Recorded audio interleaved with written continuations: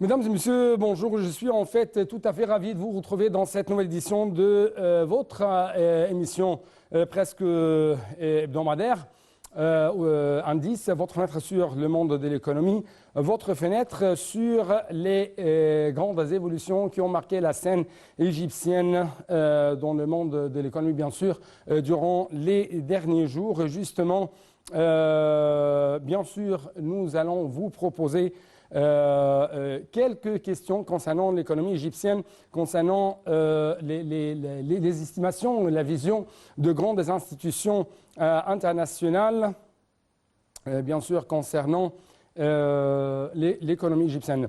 Et comment le ministère égyptien des Affaires, des ministères égyptiens des Finances a quand même communiqué ou a répondu à ces si je peux dire, à ces estimations de la part de grandes institutions économiques et financières internationales. Par exemple, on trouve que le ministre égyptien des Finances, Mohamed Mouaït, a confirmé que la décision de l'agence de notation Fitch concernant la baisse de la note des crédits de l'Égypte en devises locales et étrangères à un degré de B avec une perspective négative reflète le point de vue de l'institution sur les estimations du financement externe et le besoin, bien sûr, de l'économie égyptienne en ce qui concerne le financement extérieur, et ça avec les conditions défavorables des marchés financiers mondiaux pour tous les pays émergents. D'autre part, Monsieur le ministre a déclaré dans un communiqué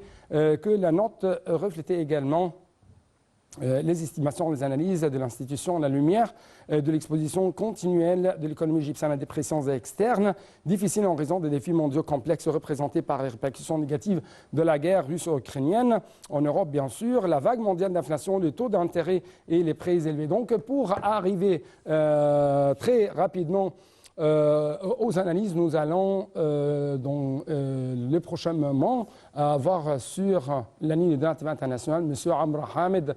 Bien sûr, c'est un grand expert économique mondial.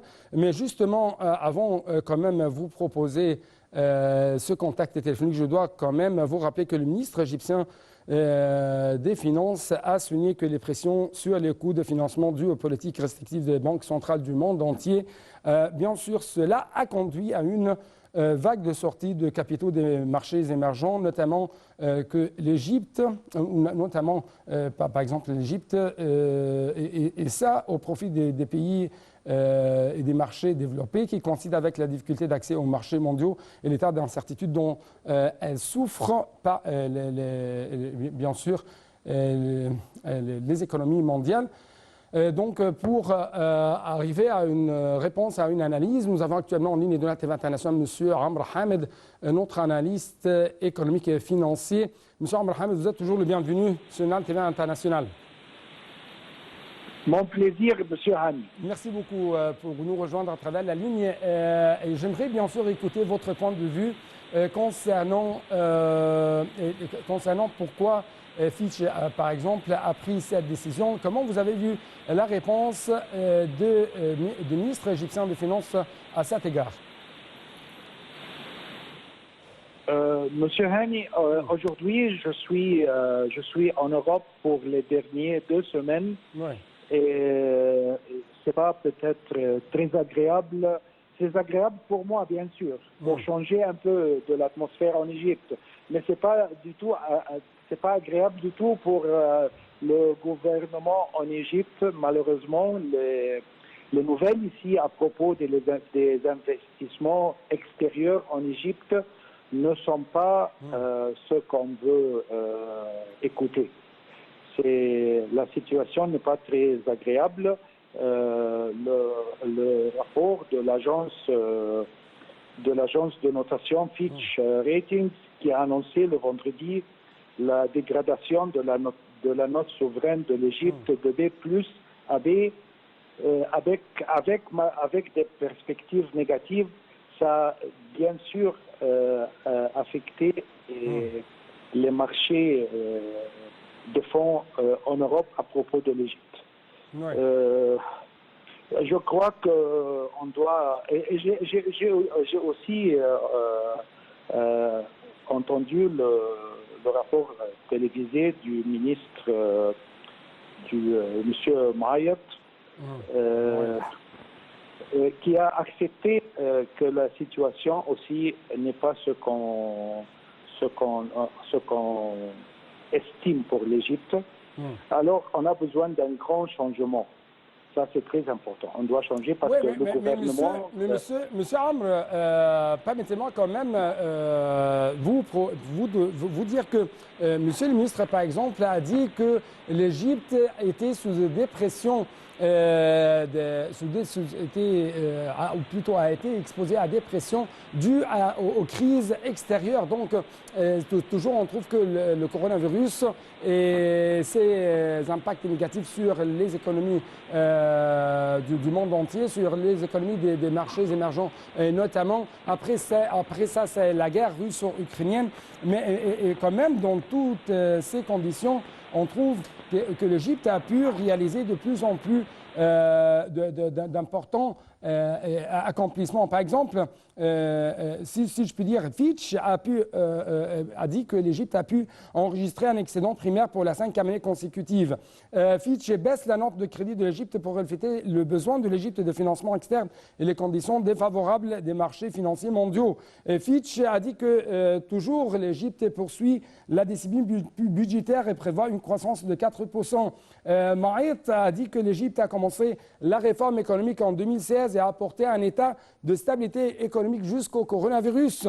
Et en même temps, on trouve que l'Égypte, pendant l'exercice en cours, a pu attirer d'importants investissements étrangers, notamment au cours de la première moitié de l'exercice en cours. Donc, il y a bien sûr des points faibles, mais aussi deux points forts dont dispose actuellement l'économie égyptienne. Bien sûr, il y a beaucoup de potentiel pour l'économie égyptienne. Ouais. Mais même si on va oublier ce que Fitch a annoncé, mais on peut pas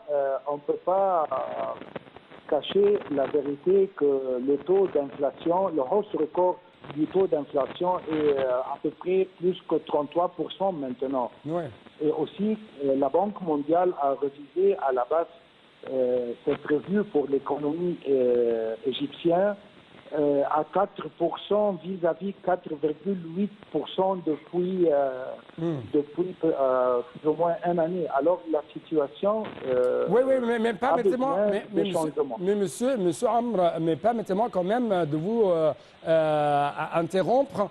Alors qu'il y avait des baisses des prévisions de la part de la Banque mondiale, de la part de la FMI, mais la Banque mondiale et les experts de la Banque mondiale ont quand même souligné que l'Égypte va conduire la croissance au sein de MENA, au sein de Proche-Orient, de l'Afrique du Nord. Et l'Égypte dépasse quand même les autres économies du marché du Golfe. Je parle des prévisions. Oui. Je ne veux pas vraiment comparer avec les marchés du Golfe parce que la situation ici maintenant, si vous regardez, si vous comparez la situation en Égypte vis-à-vis les pays du Golfe, notamment de l'extérieur de l'Europe, parce que comme je viens de vous dire maintenant, je suis hors de l'Égypte, alors je vois plus clair la situation. Il y a beaucoup d'investissements qui vont directement, pas seulement vers les pays du Golfe, mais aussi des pays comme le Maroc, par exemple, Turquie, qui est devenue une attraction pour les investissements européens en général. Mais quand vous comparez ça avec la situation en Égypte, moi, comme Égyptien, je veux voir une situation plus agréable que la situation du présent. Et je sais très bien, comme économiste, que l'Égypte déserve mieux que ce qui se passe ces jours-ci. La situation ce qu'on vient de dire, le ministre dit tout le temps, c'est parce qu'il y a des problèmes avec le Covid et pour la guerre entre l'Ukraine et la Russie. Ça, c'est quelque chose qui affecte tout le monde, pas seulement l'Égypte. Mais je crois qu'on a besoin d'un changement. Ça, c'est très important. C'est le mais en même temps, spécialement le portfolio économique du gouvernement, les 4 ou 5 ministères qui ont affaire seulement avec l'économie. Oui, ça, c'est très important permettez-moi... parce qu'ils ont pris leur temps, ils ont pris leur examen et ils n'ont pas passé l'examen. Oui, mais justement, quand on parle des examens, nous devons prendre en considération en même temps ce qui se passe dans le monde. Non seulement l'Égypte a été influencée par le coronavirus, mais plutôt l'Égypte, selon la Banque mondiale, était l'un des rares pays qui ont pu réaliser une croissance économique positive, alors que les autres n'ont pas pu arriver à ce stade. Autrement dit, par exemple, aux États-Unis, il y avait, si je peux dire, il y avait des crises bancaires, des crises très écrasantes au niveau de la dette là-bas. Il y avait des va-et-vient entre les républicains et les démocrates en ce qui concerne ce sujet. Donc ce n'est pas seulement l'Égypte. Et bien sûr, le ministre égyptien de Finances a dit que l'Égypte a perdu 400 milliards de livres égyptiens de revenus pendant seulement le coronavirus et a dépensé 200 milliards de livres égyptiens pour y faire face. Bien sûr, il y avait des dépenses concernant la protection sociale, il y avait des dépenses pour faire une sorte de compensation au secteur aux travailleurs ou aux ouvriers dans le secteur du tourisme, dans le secteur de l'aviation. Monsieur Ami, l'inflation, c'est sur tout le monde. Oui. Peut-être vous vous rappelez que depuis avant le mois de Ramadan, j'ai passé à peu près 2 mois en Amérique et maintenant je suis en Europe. L'inflation, c'est partout. C'est partout dans le monde. En Amérique et ici en Europe, bien sûr, et tous les pays arabes du Golfe, tout. Mais tous les pays que j'ai visités pendant les 3 ou 4 mois passés, ils ont déjà pris des mesures pour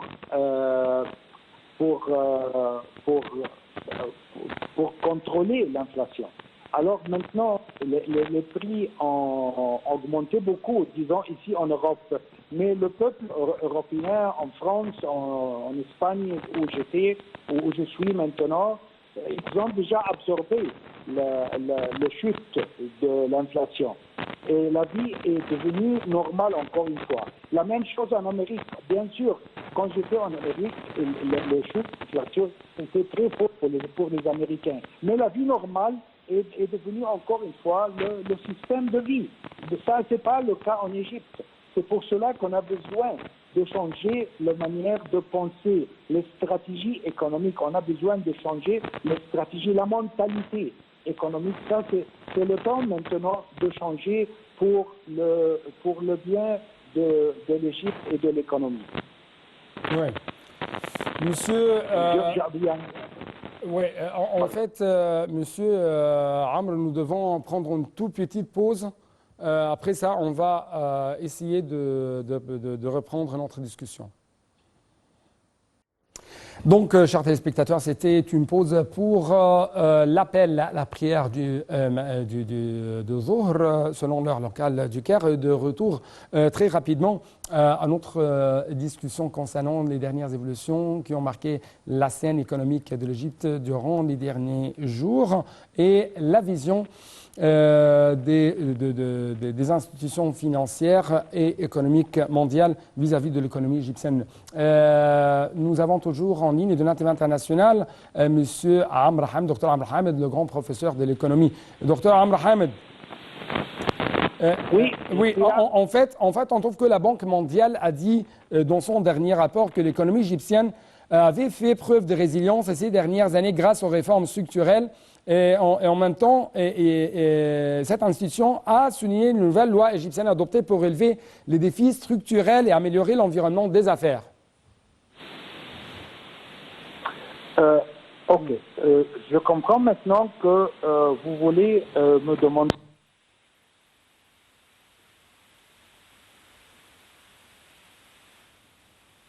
Je crois que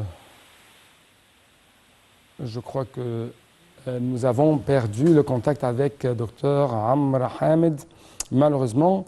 Mais encore une fois, le ministre égyptien des Finances a dit que l'Égypte a poursuivi, bien sûr, ses réformes économiques. L'Égypte a commencé la réforme économique en 2016 et elle a commencé à apporter un état de stabilité dans l'économie et à augmenter le taux de croissance jusqu'à la pandémie de coronavirus. Il a de même souligné que la pandémie de coronavirus a entraîné la fermeture des pays du monde, l'arrêt du trafic aérien, la baisse des revenus, l'augmentation des dépenses dans les secteurs de la santé et l'indemnisation des groupes de travailleurs du tourisme et de l'aviation, de l'emploi irrégulier. La guerre, selon lui bien sûr, la guerre russo-ukrainienne a entraîné une augmentation des prix de l'énergie et des matières premières, expliquant quand même que le prix de l'huile de cuisson a triplé dans le monde. Toujours, on trouve que le ministre égyptien des Affaires, le ministre égyptien des Finances, a dit que bien sûr, selon Fitch, l'économie égyptienne va réaliser un taux de croissance de 4%, et ça malgré les défis et quand même malgré la difficulté d'accéder aux marchés financiers mondiaux. L'Égypte a pu réaliser ou a pu quand même arriver à arracher un grand taux d'investissement étranger. Et ça toujours malgré, encore une fois, toutes les conditions très difficiles que traverse le monde entier. Malheureusement, on n'a pas pu arriver à récupérer le contact téléphonique avec M. Amr Salah. C'est pourquoi permettez-moi de vous remercier infiniment, chers téléspectateurs, et à la prochaine.